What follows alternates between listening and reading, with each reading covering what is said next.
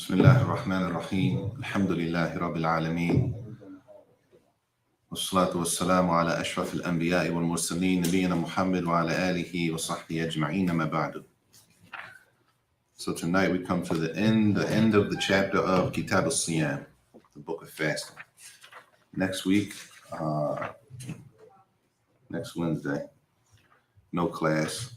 And inshallah during Ramadan we'll start back with another book during Ramadan. Inshallah. Hopefully we'll finish it during Ramadan. Whatever we do, we'll finish it in Ramadan. Inshallah. So tonight is the chapter of Al-I'tikaf, Bab al-I'tikaf. Two things. Also, another section that's connected to this, we'll do at the end of Ramadan, inshallah, which is Zakat al-Fitr. Zakat al-Fitr. But inshallah, we'll do the chapter of Zakat al-Fitr, how to pay Zakat al-Fitr when it gets closer to the Eid. So inshallah, it'll be fresh.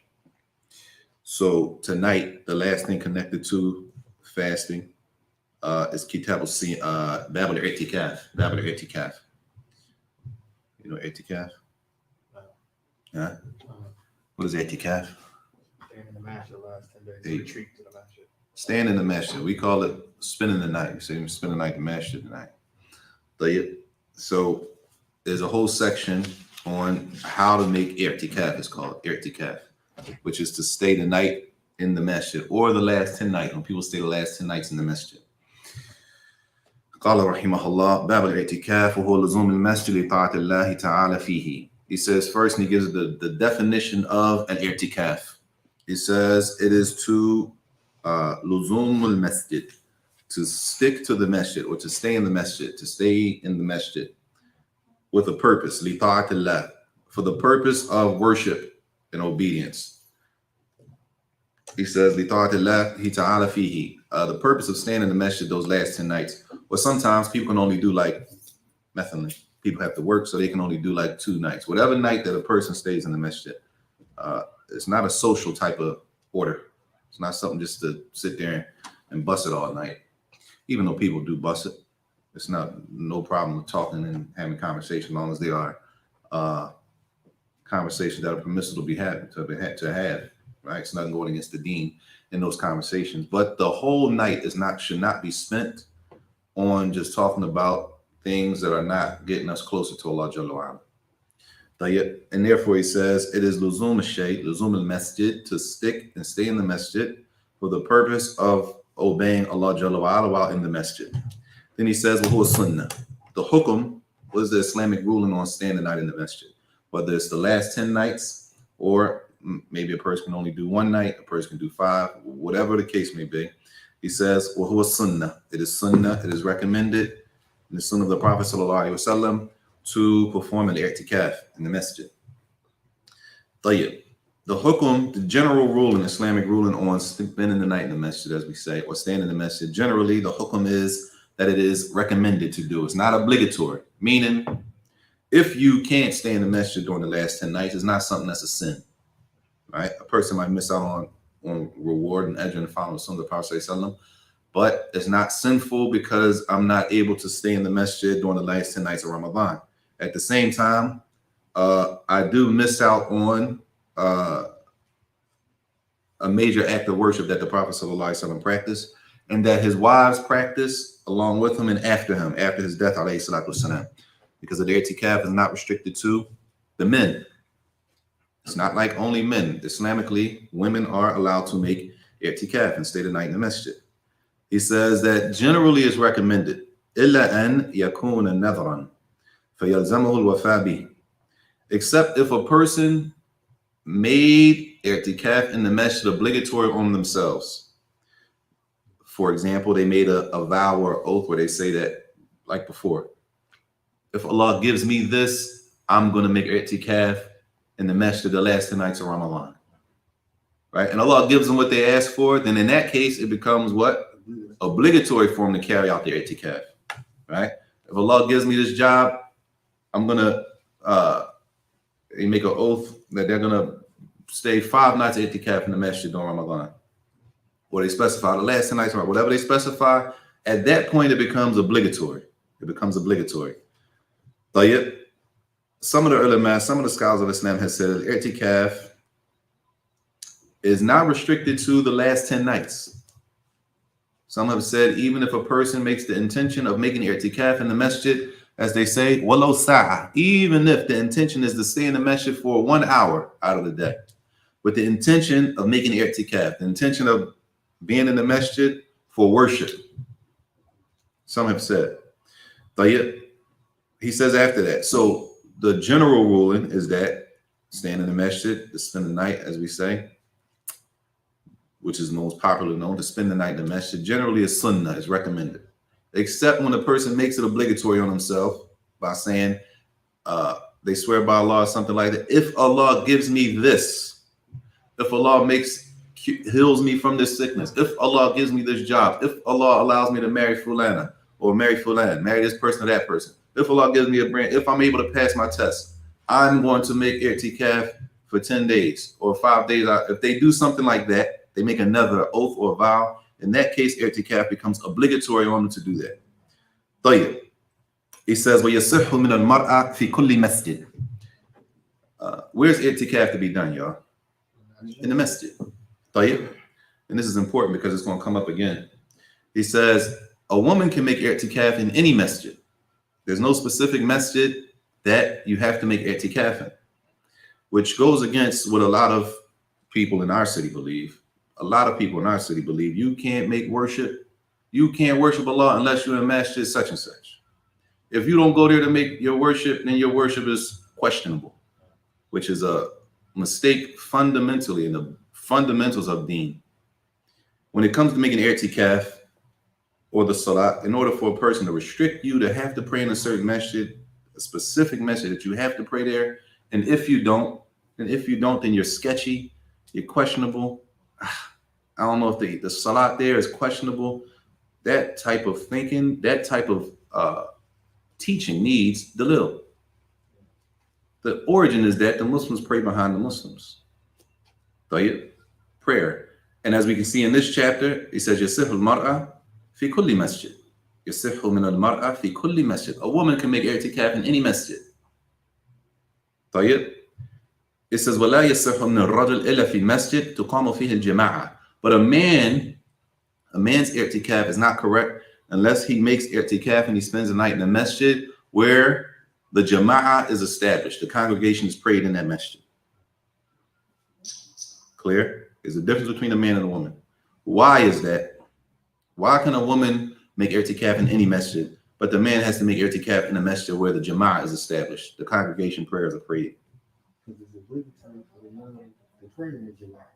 Jade. Sister?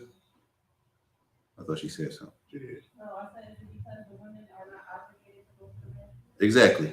Because the jama'ah is not obligatory on the women.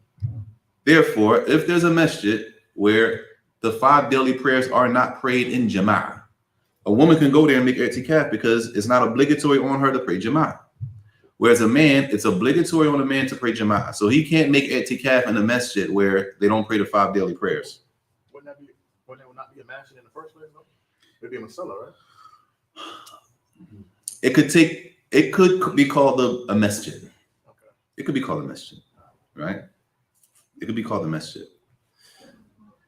طيب. He says,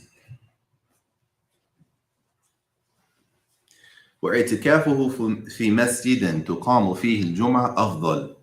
This is another thing. As far as the man, what happens if a man makes i'tikaf in a masjid where the 5 prayers are not established? The jama'ah. The jama'ah is not established, huh? Is it involved? The problem with that is, what is i'tikaf? What does it mean? It means to what? Spend the night for worship. You spend the night in the masjid.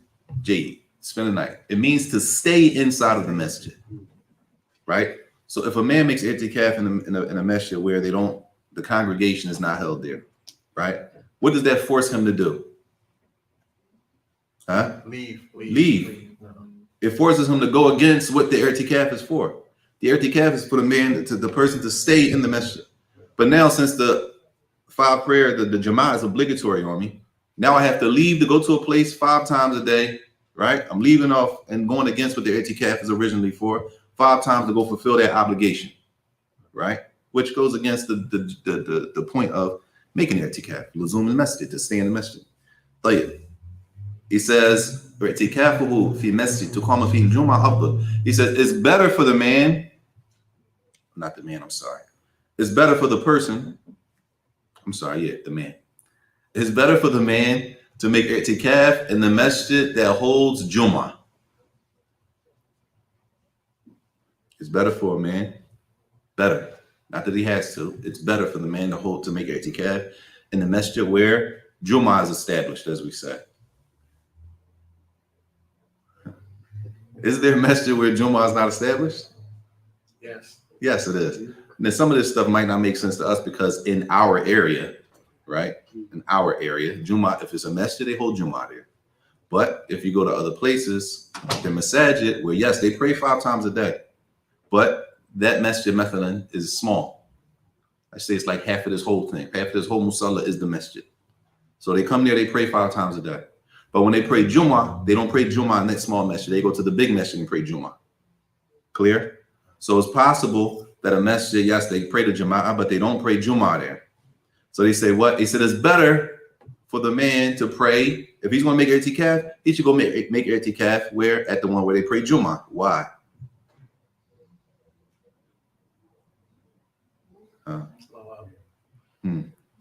Why is it better? All you got to do is think about what's the point of i'tikaf? Worship and what else? Right. It's better that he prays where they establish Jummah so that he doesn't have to leave the masjid. But Jummah doesn't necessarily, it's not like the 5 prayers. Why?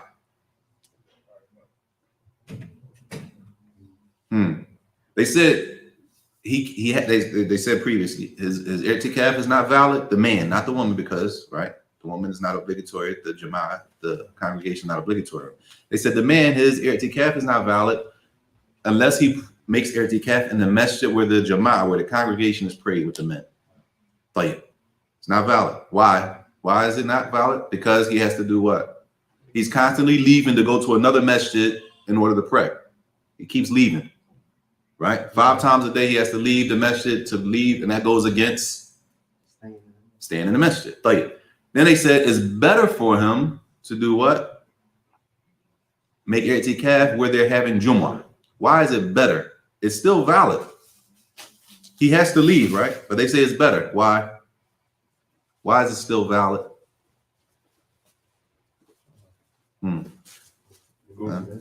How many times does a man leave the masjid to make Jummah?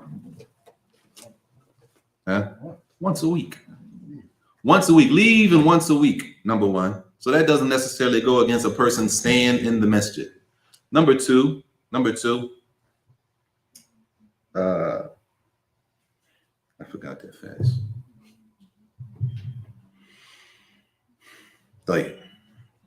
Everybody get the idea? He's not necessarily. Oh, we're going to get to that. Remind me when we get to that. Remind me about Jummah. Okay, it's going to come further down. And basically, that is a person is allowed to leave out of the masjid for the i'tikaf for things that are like necessary. Clear? And they're going to come and bring examples. For example, y'all. And it might not look like it here, but for example, in some masjids, the bathroom is outside. So they have to go outside and go to the side, and there's another building with the bathroom. Right? So if a person made it to calf and they have to go to the bathroom, what do they have to do? That means they have to leave out of the masjid to get to the bathroom. Right? But that's necessary. They have to. You understand?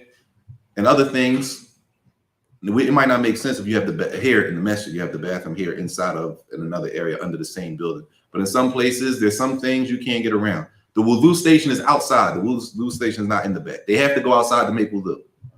Clear? And Jummah falls under that. Jummah is obligatory. They have to make Jummah. It's not optional. Fadl. I went that class. So he said Jummah is better that the man makes i'tikaf in the masjid where Jummah is held. He says, وَمَنْ نَذَرَ الْإِعْتِكَافِ أَوْ الصَّلَاةِ فِي مَسْجِدٍ فَلَهُ فِعْلُ ذَلِكَ فِي غَيْرِهِ. This is important too. Another point about the masajid. Whoever makes an oath of i'tikaf or salat in a masjid, فَلَهُ فِعْلُ ذَلِكَ فِي غَيْرِهِ. If a person, مثلا, they make an oath, they say, they swear by Allah, if Allah gives me this money so I can pay this bill off, or whatever the case may be, if Allah gives me a son, if Allah blesses me with a daughter, right? I'm going to pray.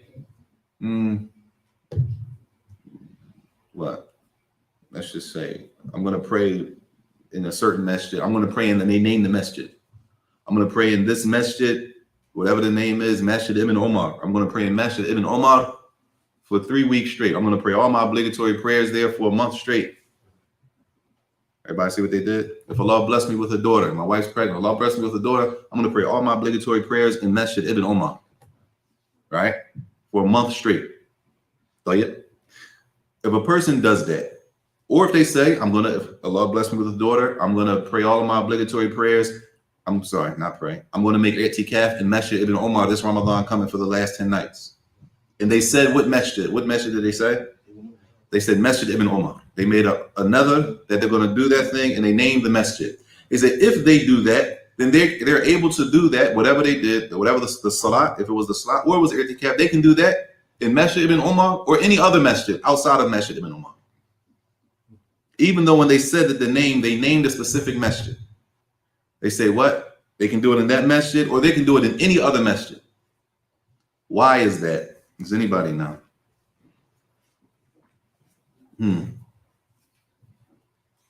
They said what? Let's just say Methalan, for example. Masjid Ibn Omar is close to,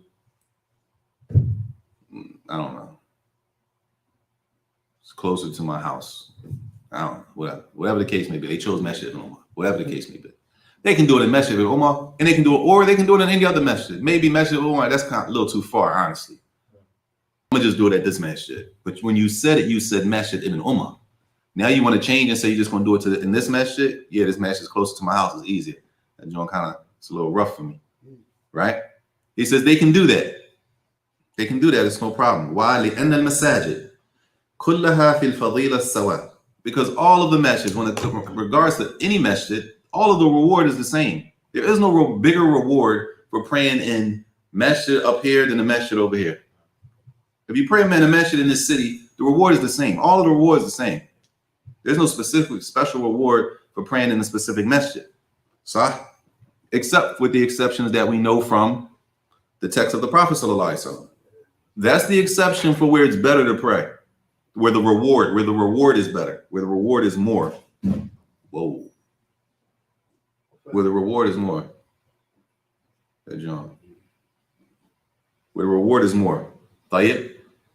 Hey, John. Tayyib.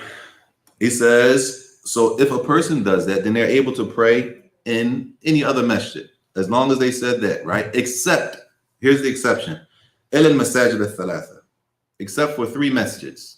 If a person makes, and they name one of these 3 masjids, now with some restrictions.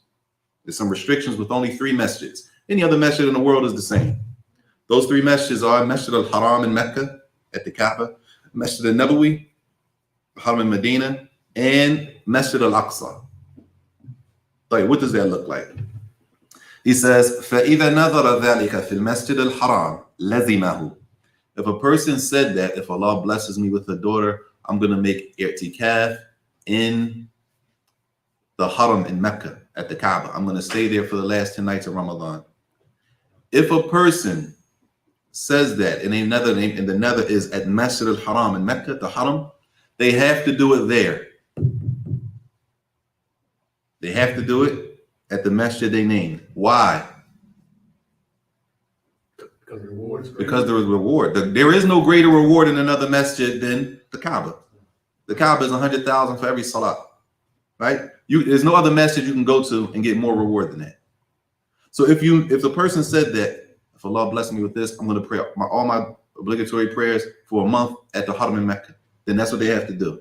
They can't say, you know what, never mind, I'm going to just pray at the head masjid next to my house. No, the reward is not the same. Clear? The reward is not the same. So if they say Haram in Mecca, they have to do that. Tayyib. He says, وَإِنْ نَظَرَ الاعتكاف في مسجد رسول الله صلى الله عليه وسلم جاز له أن يعتكف في المسجد الحرام وحده. He said, and if a person makes the nether, they say the same thing. They say, if Allah gives me, I'm going to make i'tikaf or I'm going to pray salat in the Prophet's masjid, sallallahu alaihi wasallam, in Medina. I'm going to make i'tikaf the last 10 nights of Ramadan in the Prophet's masjid, alayhi salatu wasalam, in Medina. If they do that, then they can make it in the Prophet's masjid, because that's what they named. And they can also make it in the Haram, the Mecca, the Kaaba, the masjid in Mecca. Why? Because of what's the prayer? Right, because the masjid, the reward for praying at the Prophet's masjid, as we know from the hadith, is 1,000 rewards for every one prayer. Okay? The reward for praying at the Haram in Mecca is 100,000 for every prayer. So he can pray or she can pray in Medina, which they named, and they can also pray in Mecca because the reward is more. So it doesn't go under, if that makes sense. It's at least 1,000. You're getting 100,000. You're getting way more. So you can't go under, but you can go over. You can go above. طيب. It says, وَإِنْ نَظَرَهُ في المسجد الأقصى فَلَهُ فِعْلُهُ في أيهما أحب. He says, and if a person said they're going to make i'tikaf and they made the oath that if Allah gives them something, they're going to do this. And they said, if Allah gives me this, I'm going to do this in Masjid al-Aqsa. Right? If a person says that, in that case, they're allowed to do it in Masjid al-Aqsa, or they can do it in the Prophet's Masjid in Medina, or they can do it at the Haram. Why? The reward. What's the reward for praying in Masjid al-Aqsa? Per every one salah. Does anybody know the narrations of that? 500 rewards, 500 time reward for praying in Masjid al-Aqsa for one salah in Masjid al-Aqsa. So that's the one that has narrated has the least reward for praying there. Every other masjid outside of those three, the reward is the same. No matter who the imam is leading the salah, the reward is the same. Such and such down there. It's the same reward. We caught up on people, it's the same reward. So as long as it's not one of those three masjids, so Masjid al-Aqsa, the reward for praying for one prayer is 500 rewards. Masjid Medina, the Prophet says on the masjid, the reward for one prayer is 1,000. In the Kaaba, for praying at the Haram in Mecca, the reward is 100,000 for every salah. So if a person makes the oath, the nether, for the lower one, which is dependent. If it was Aqsa, they can pray in Medina or Mecca, or they can make i'tikaf, either one. If the person made the oath in Medina, they can only pray in either Medina or Mecca. They can't go down and pray in Aqsa. It's not the same reward. But if a person made the oath to pray in or to make i'tikaf at the Haram Mecca, they can't pray in Medina or Aqsa. They have to do it in the Haram in Mecca. طيب. Now he moves on to the things that a person should be doing in al-i'tikaf. When a person stays in the masjid with the intention of i'tikaf, what should a person be doing? He says, وَيُسْتَحَبُّ لِلْمُعْتَكِفِ الْإِشْتِغَالِ بِالْقُرْبِ. Number one. وَاجْتِنَابُ مَا لَا يَعْنِيهِ مِنْ قَوْلٍ وَفِعْلٍ.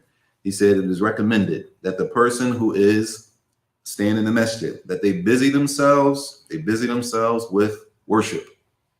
Doesn't mean you can't talk to people, but a person's main goal should be to be busy with worship of Allah. Praying sunnahs after the salah that many of us don't pray. We jump right up if we make dhikr, and then we go stand on the side and talk. We don't make any sunnahs. Allah musta'an. A person should be busy making the sunnahs after the prayer. The idea is, you have nowhere to go. It's no rush to go nowhere. You're going to be here. You know what I'm saying? You're making i'tikaf, you're standing in the masjid, you're not going nowhere. So a person should be busy with worship, qira'ah, reading the Quran, reading something from beneficial knowledge, reading how to perfect the fast, anything from worship.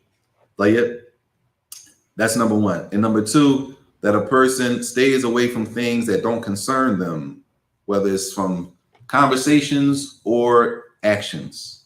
He says in the explanation, وَلَا يُكْثِرُ الْكَلَامِ. A person shouldn't do a lot of speaking. فَإِنَّ كَثْرَتُهُ لَا تَخْلُ مِنَ اللَّغْوِ وَالسَّقْطِ. The more a person talks, the more mistakes a person's going to make. So it's better to hold back and not speak as much.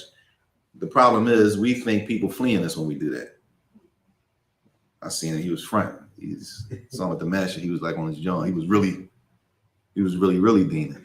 was Ramadan. He was on, you know what I'm saying? So we think people fleeing us, when in reality, if it's an i'tikaf, the person's in i'tikaf. They're supposed to be busy with something. They're trying to get closer to Allah. They don't want to fall into saying something or get into a conversation that might take away from the reward of them staying at i'tikaf. Anybody ever made i'tikaf before? Yes, it's not easy. Oh, hey, you got a family. Yeah, you got a family. It's not something that's easy. Right? You talking about leaving off the dunya, leaving off everything that you go outside to take care of every day, and staying in the masjid for 10 days, a week and a half almost straight until their Eid. You don't come out until their Eid. So everybody's coming, praying, Tarawih, eating and having fun and going home and going to their bed, and you laying there. Then they come again, do it tomorrow for 10 days. It's not something that's easy. So a person is there, and that's the idea. They're leaving off all the things that busy us throughout the day. Not that they're haram or anything, but it busies us throughout the day. That a person leaves all of that for the worship of Allah Jalla wa'ala. So a person should stay away from that. And he says the more that a person speaks, the more mistakes they could fall into. There you are. That's general principle of life. That's general. And he brings a hadith here, which in the tahqiq it says that the hadith is da'if. The hadith says, "Man kathura kalamuhu kathura saqtuhu." Whoever speaks a lot will make a lot of mistakes. Whoever speaks a lot will make a lot of mistakes. طيب. He says, وَيَجْتَنِبُ, and this is in the sharh, the explanation, وَيَجْتَنِبُ الْجِدَالِ, that a person should stay away from arguing and trying to be seen and speaking with foul language. We got a problem with that. I don't know why the Muslims, Allahu Alam, where the Muslims got that it's okay to be cursing people out. I don't know where that idea comes from, that it's okay for a person of deen to walk around. That many people who are not even Muslim don't even respect people who speak like that. And the Muslims, especially I say especially our women, because our women can't hide their deen.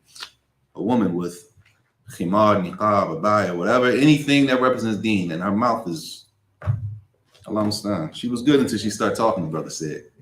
He said he was feeling her until she opened her mouth. Allah Mustaan. She was cool, and then she started talking, and it was a wrap.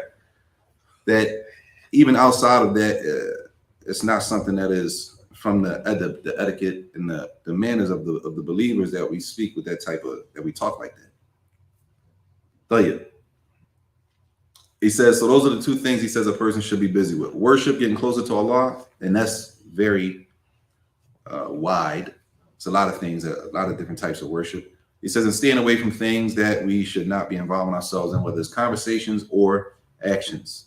That means we got to be careful when we're on the phone, that we're not looking at things that we shouldn't be looking at anyway, especially if a person's making i'tikaf. He says, وَلَا يَبْطُلُ الْإِعْتِكَافِ بِشَيْءٍ مِّن ذَلِكَ. But if a person, let's just say a person wasn't busy with worship. Let's say it was an i'tikaf for 10 days or 5 days, but they didn't really do any extra worship. Like they prayed the 5 daily prayers like normal. And the other time they just sat on the side, and they watched the playoffs. They watched the NBA playoffs, right? It says that doesn't necessarily invalidate or break the i'tikaf. But what it does do is, it does what? It lessens the reward. It lessens a person's reward that they would get. So the reward would not be as great as they didn't do as many good deeds as they could have done. They pretty much, at the least, they wasted a lot of time, right? But it doesn't necessarily mean that the i'tikaf wouldn't count at all. But it's not like the person who stayed in the masjid, recited the Quran, prayed extra prayers, stayed up and prayed at night when everybody else left. It's not the same. طيب. Now here's the issue where he says, وَلَا يَخْرُجُ مِنَ الْمَسْجِدِ إِلَّا لِمَا لَا بُدَّ لَهُ مِنْ. A person does not leave the masjid except for what is out of necessity. Except for what is out of necessity. طيب.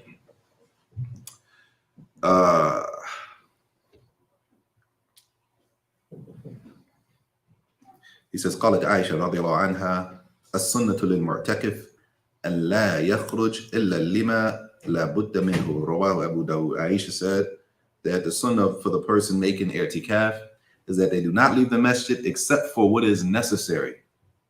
So for example, in many of the masajid in Mecca, for example, the masjid, the bathrooms are not in the masjid like we have here. If somebody comes and say, where's the masjid? The bathroom, you say in the back. No, the bathroom is مثلا outside where Family Dollar is. So if you have to make wudu or you have to use the bathroom, you got to go outside the masjid and go over to Family Dollar into another space to use the bathroom, right? And these things are necessary. There's no way getting around it. So anything that is necessary, that is no way to get around it, right? It's no problem if a person leaves out of the masjid for that reason and then they come back. Everybody clear? Those things that are necessary, it's no problem if a person leaves out and then come back.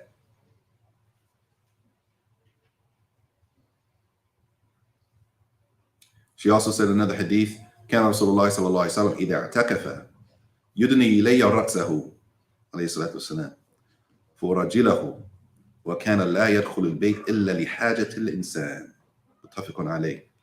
Hadith is in Sahih Bukhari, Sahih Muslim.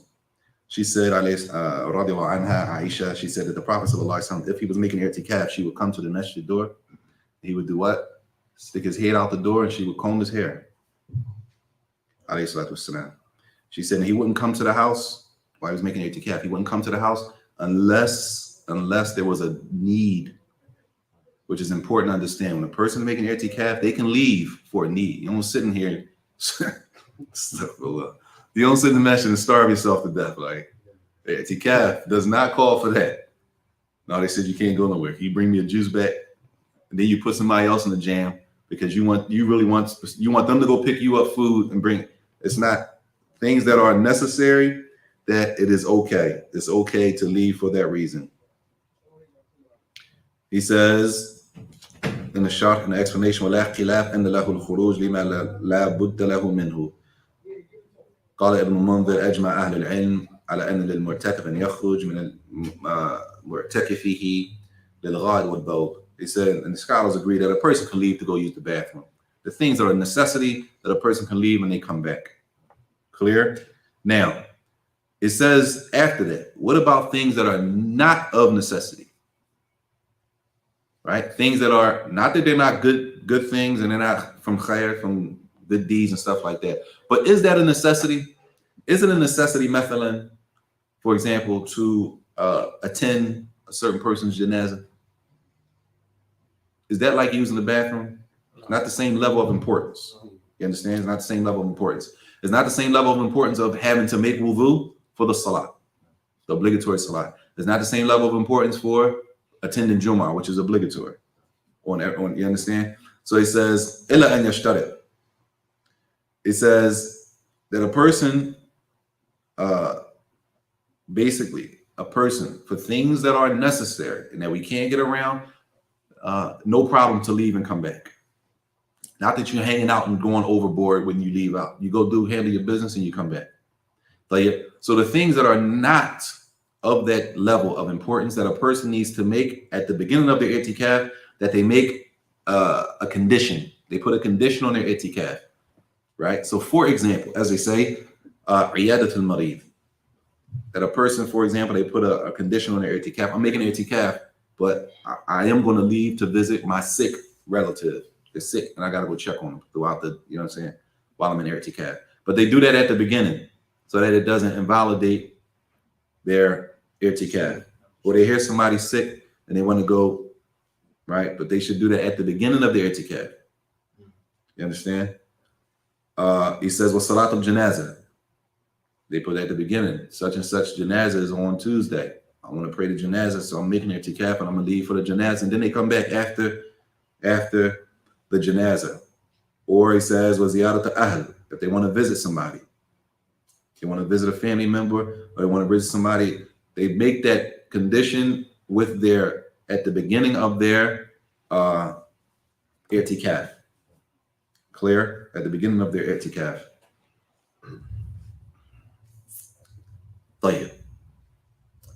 He says, secondly, وَلَا يُبَاشِرُ إِمْرَأَةً, that a person, the things about i'tikaf, number one, that a person does not leave the masjid except for what?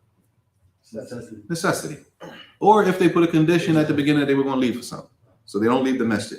Number two, وَلَا يُبَاشِرُ فَضْلًا. What's considered the beginning? Like the beginning of the last 10 nights? Or the beginning of their i'tikaf, because you might not make i'tikaf the whole 10 nights. I might make i'tikaf for 5 nights. Whenever I'm going in to make my i'tikaf before I start, I want to put that condition in my i'tikaf that, okay, I'm going to leave out to pray the janazah on Methalan Wednesday. Because sometimes, you know, if you find out on a Saturday, the janazah might not be till Wednesday. You know what I'm saying? So a person makes their the condition on Saturday before they go into i'tikaf that on Wednesday that they're going to attend the janazah of such and such. But yeah, so the first, that we don't leave the masjid. Second, وَلَا يُبَاشِرُ امْرَأَةً, that a person doesn't have, as they say, it says yubashiru, that a person is not touching their wife while they're in i'tikaf, or the wife is not touching her husband while they're in i'tikaf with desire, like a desirable type of, any type of foreplay or any type of touch like that. Not that you can't touch your wife, because the Prophet says something, Aisha, she touched the Prophet says something, she combed his hair. So it's not that you can't touch him, but with that type of desire. Lams bishahwa, they say, the touch with desire. Tayyib.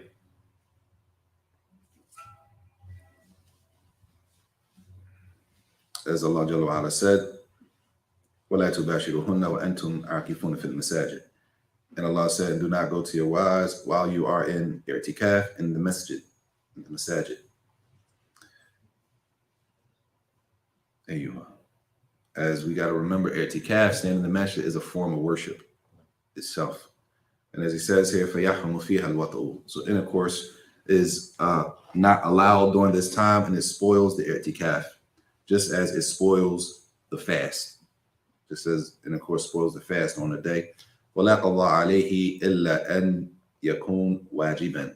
Let's just say nothing, a person, they were making i'tikaf, and while they were in i'tikaf, right, they had intercourse with their wife or their husband.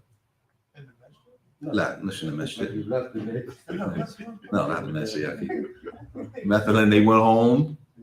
Like, let me ask you this firstly. Is it permissible for the man making i'tikaf or the woman making i'tikaf? It's permissible for them to go home and eat? Yes. It is a necessity, right? It's a necessity. Yeah. That she bring it to all. Unless best case scenario, you don't have to leave. Let's just say there's nobody there. Do you have to starve? No. I don't have money to spend to go to Pete's. I don't have money to spend. That means the person can go home. Now they go home to eat, which is out of necessity. While they're in the house at home, a man and a woman, he's in i'tikaf still, but he has a valid reason to leave, right? While he's home or while she goes home, right? They have intercourse. Do they have to make up that i'tikaf day? Yeah. I would think so, yeah. No, sure. Yeah. He says no. Yeah, he's still in the calf, so yeah. Sisters, I'tikaf is not black. hold on. Huh? Sister? Again? Does he have to make it up? Mashallah. Sheikh. I guess I missed If what? It depends, right? Huh? I'tikaf is not black. It depends. There he says it depends. Number one, where we at right now? Where we at right now? Generally, i'tikaf is not wajib. Put an oath on himself. Unless you put Now, if he put an oath, or she put an oath on herself, if Allah does me this, if it's a wajib, if it's an obligatory i'tikaf, then yes, they have to make it up. But if a sunnah i'tikaf is no qada, it's no making up the day for the sunnah i'tikaf. It just doesn't count for them, right? They spoiled their day. That doesn't count for them, but they don't have to make it up. But if it was an obligatory i'tikaf, where a person, if Allah gives me this, I'm going to make i'tikaf in the masjid for this amount of days, and then they did that, now they got to make it up, because they said they made the oath, they want to make i'tikaf Methalan for 10 nights. They just spoiled their i'tikaf, so now they owe that day. So you can make i'tikaf outside of Ramadan? Can you make i'tikaf outside of Ramadan? Yeah, make an oath to you. If you make an oath. It's possible. Yes. That's what I'm saying, because if you make the oath and you got to make up that day, Mm. you can do it outside of Ramadan. It depends on the oath. If the oath was specifically Ramadan, it's Yeah, different. then it's going to have to be during Ramadan. Yeah. You understand? The oath is the one when it becomes obligatory and you have to stick to that, whatever you said it was. The sunnah is a little more. The sunnah i'tikaf is a little more leeway. It's not as restricted. طيب. He says the last issue وإن سأل عن المريض أو غيره في طريقه ولم يعرج إليه جازة. He said, for example, مثلا, you went out, you had a reason for leaving the masjid, you had a reason for going out there outside of the masjid for i'tikaf. Once you go outside of i'tikaf, once you go outside of the masjid, مثلا, you bump into somebody. You walk and you bump into somebody, right? You busting it, y'all talking, or is that fine? Or, everybody with me? Or is it, yo, I gotta get back, I'm in i'tikaf, I ain't. Are you allowed to stop and talk to people on the way? As he says, in Sa'ala an al-Marid, you see somebody, you see a brother, nothing, or you see a sister, you come in that street, you see a sister, listen, how's such and such doing? I heard they was sick, they in the hospital, what's going on? And he turned into a whole, you talking about, oh, they were in car accident, whatever the case may be, they such and such. Well, all the while you went to get, for example, you just went to make wudu, right? Or you went to get food and you coming right back. And on your way down the road, on your way back, you bump into somebody, you're asking about somebody's sister, such and such, what's going on with that? How's that? Right? Is that a problem? That should be allowed. No problem. He says no problem. Jaza. As the person's on their way, they're on their way and they bump into somebody, they see somebody talking about something. As they say here in Salan and Malid, or Ghayrihi. If they ask about somebody that's sick or other than that in the road, and then this is not a problem. Permissible conversation. Yes, permissible conversation. كان النبي صلى الله عليه وسلم يمر بالمريض وهو معتكف فيمر كما هو ولا يعرج فيسأل عنه. That the Prophet صلى الله عليه وسلم was walking by, as Aisha says, رضي الله عنها, he was in i'tikaf and he walked by a person who was sick, and he spoke to him, asked about him in conversation. It doesn't necessarily invalidate the i'tikaf. The hadith fi sunanihi, as it says, وهو ضعيف كما في التلخيص. Some have said that the hadith is, some have said the hadith is not authentic. Some have said the hadith is not authentic. Wallahu a'lam. Actually, that is the end of Kitab al-Siyam. The next chapter is Kitab al-Hajj. The only thing connected to this is Zakat al-Fitr, which inshallah we'll do at the end of Ramadan. So that is fresh for Zakat al-Fitr. You want to go back and talk about the Jama'ah? What's The Jama'ah? brothers had it was obligatory. Supposed to leave. Oh, yes. That comes under the things that are, it's necessary for a man to leave for. It's necessary for a man to leave out of the masjid. If the bathrooms are not here inside of the masjid, like in some places, the masjid, for example, the Shoes Family Dollar, some places the bathrooms and the wudu station are in Family Dollar. A man or a woman's making i'tikaf. It's time to make salat. They got to make wudu. What they supposed to do? That means literally they have to leave out, right? They got to leave out. But are they leaving out for something frivolous? No, they're leaving out for something that's a necessity, right? So they can leave out using the bathroom, leave out to make wudu, leave out. If there's nobody to bring them the food, they can't get anything, leave out to go get something to eat. It's a necessity. Also under that, it's a necessity for the man to leave out to go to Jummah. If they don't pray Jummah there, if they don't pray Jummah where he's making i'tikaf, it's a necessity that he leaves out and go pray Jummah. You gotta leave to go make ghusl. You gotta leave. Yeah. All those things are necessities. If those things are necessities, then the person can go do it. Yes, without any condition on the i'tikaf. See, I go back to my question I was asking Yes. once you're in the class though, because Jama'ah is considered that's praying in Jama'ah, right? So you should be making it the cap of the master that they established.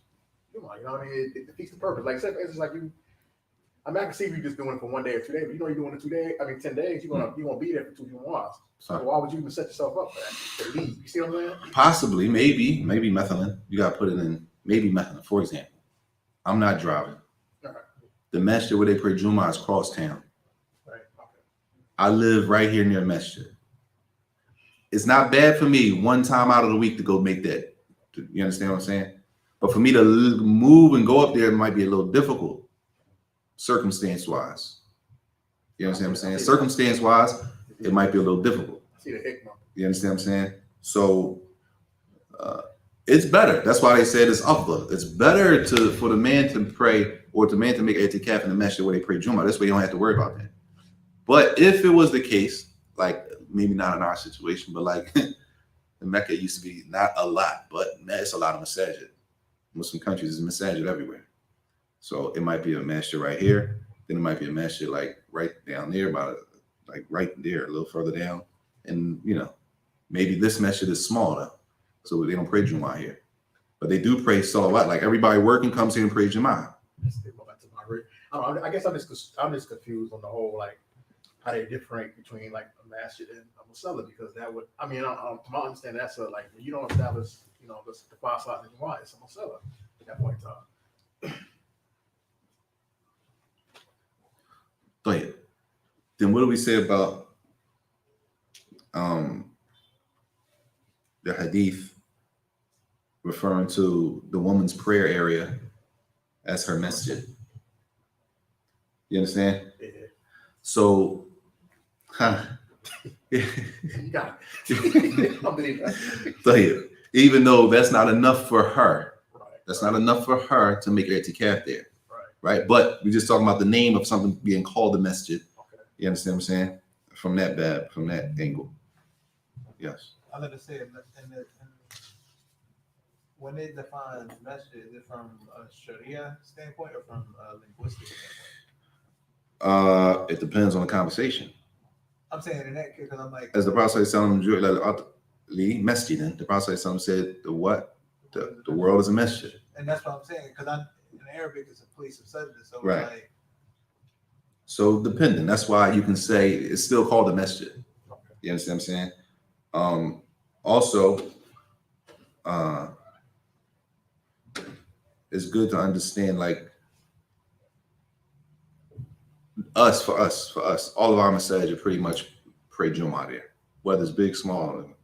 But in other places, they have masjids where they established the Jama'ah is established there, yes. But they don't pray Jumu'ah there.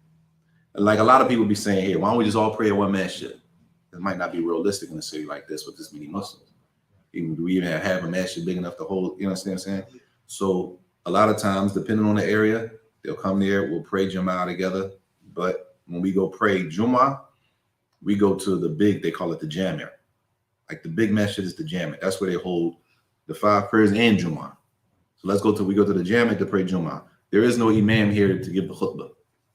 In the small masjid, there's no imam to give the khutbah, right? And what that looks like is, let's just say sometimes they be it might be this big, right? Everybody on the block that works comes here to pray throughout the day. So for the workers, they come here and pray throughout the day.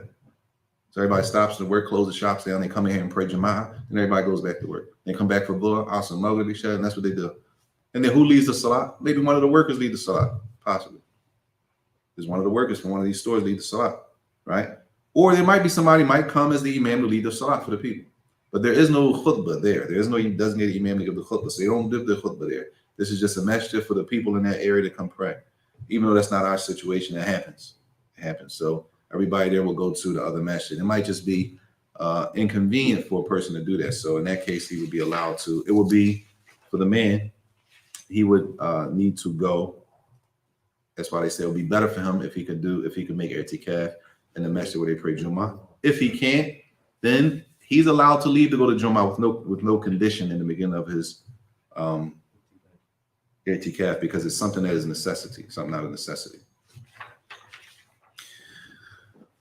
طيب خلاص. Next week, there's no class next week. We'll start back in Ramadan, inshallah, probably with a different book. Which book would that be? Allahu A'lam. Allahumma balaghna Ramadan. We just pray that Allah allows us to reach and benefit from the month of Ramadan. I mean, a lot of people don't make it. A lot of people don't make it. And there's no guarantee that we're going to make it. So we just pray and ask Allah, Allahumma balaghna Ramadan. I mean, so we'll stop there, inshallah. There's no more questions. وصلى الله وسلم وبارك نبينا محمد وعلى آله وصحبه وسلم. So, question, sister? Sister, is that a question? Yeah. Fadla. Or go ahead.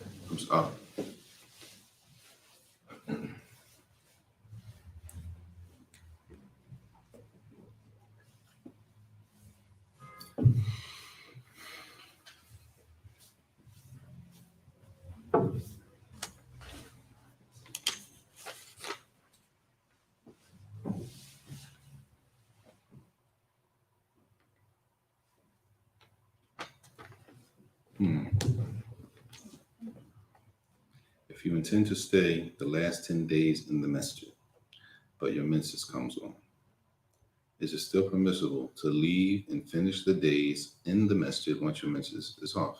Lie. What would you say? Lie. Why not? Going by the method, she can't stay. She can only pass through. She said, hold on. She said, Is it- the menses came on, she left until the menses came off. She's come back. Yeah. Finished it together. let me make sure I'm understanding the question right. A sister wants to make i'tikaf, right? She wants to do the last 10 nights. Her mens comes on, right? I'm assuming the mens came on before the last 10 nights started. Right before the last 10 nights started, her mens came on.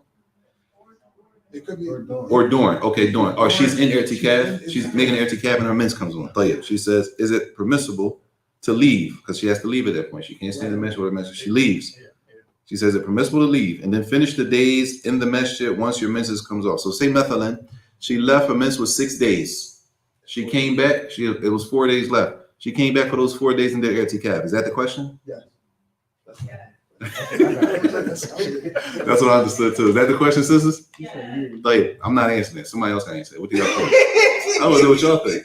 From what we covered, sisters, what would you say? Based on what we did today. She left for necessity. Sisters, I want to hear what the sisters. Based on what we covered today, would she be able to do that? Huh? Whoever says yes, we need to know why. Because what? Yes, because the menses is no longer on. Her menses is no longer on. Tayyib. And It's the. she said what? Yeah, is it because of the condition? If there was a condition you set? She didn't set a condition, did she? Right? Why can't can she do that, y'all? All right. Why can't she do it? Why is it no problem if she does it? Because it was a necessity that she left. It was a necessity that she left. Okay, what else? That was her intention. So she's going back following her intention. Well, no, even though she only has the 4 days left. And if it's sooner, then Number one, good. it's sooner. Just she can do it anytime anyway. And if she made it obligated, she got to go back and finish it, and then make up the days she missed anyway, right? Right. So she makes. She got didn't 4 put any days, conditions she'll on it. make the other days up. But she made it Let obligation. me ask you a question. So are you saying does she have to make up the days that she went home? Is that the question? No, no, Oh, yeah, I'm she can still come back and I'm do it. adding that because she made it obligatory. So Right. Okay, well, let's stay with the sunnah. The sunnah is that she can come back and do it because number one, she doesn't have to do all 10 days anyway. Right? She could do 1 day. Right? So if she came back and did 4 days, alhamdulillah. If she came back and did 1 night, alhamdulillah, it will be fine. Because either way, it's sunnah, it's not obligatory. And it doesn't have to be 10 days. 10 days is the best. That's the best thing to do. Right? But a person might not be realistically able to do 10 days. So if she came back after her menses went off, because sometimes the menses could be 7 days. She came back and did 3 nights. Sometimes her menses might have went 8 days. She came back and did 2 nights. Right? Her menses was 5 days. She came back and did, that's fine. All that's fine because 10 days is not obligatory anyway. That's number one. If it was if it's an obligatory i'tikaf, then that's a different situation because she don't have to make those days up. Clear?